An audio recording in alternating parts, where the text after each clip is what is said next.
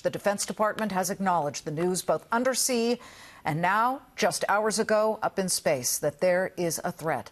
Vice President Pence unveiled a plan for a federal space force today that would mark a new branch of the U.S. military.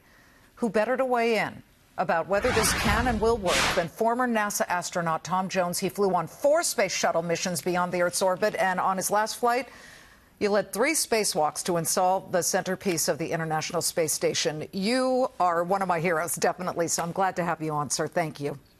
Thank you, Liz. Glad to be with you. All right. As one of the few who's been up there, what's your first thought about creating a space force? Is it necessary? Waste of money? Give us your thoughts.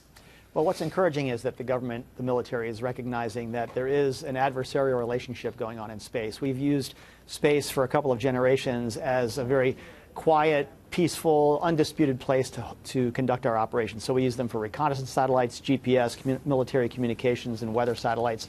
And it's been our big technological edge in wars since the First and Second Gulf War. We've used that space edge to multiply our power on the ground and in the air. So now that arena is being disputed by the Chinese and the Russians in a way that hasn't been seen before.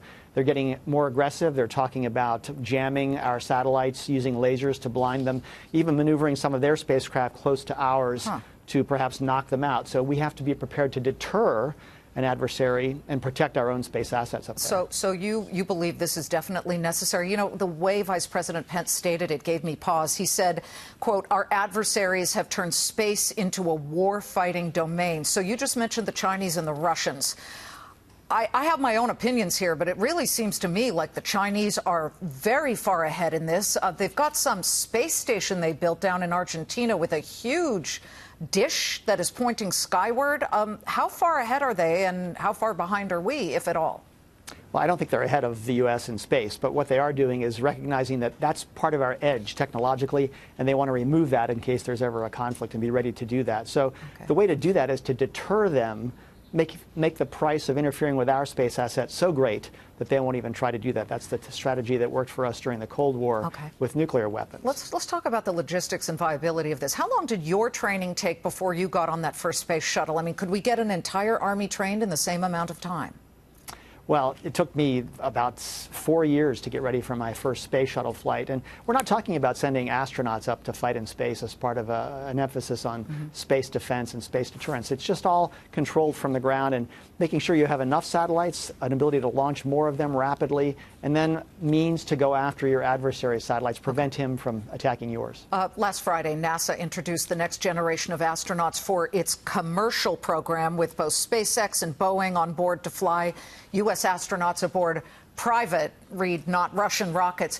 What do you make of this new generation of space cowboys? And not just the astronauts, but you've got Elon Musk of SpaceX, Jeff Bezos, Blue Origin, Richard Branson of Virgin Galactic. And we were all over that news, by the way, on Friday. And I got absolutely killed by the Astro fans in the Twitterverse when I sent out a tweet that mentioned Trump's Space Force in the same sentence. Heck, even NASA replied to my tweet. I mean, everybody yelling that the two are not the same thing, Liz. How could you even say that?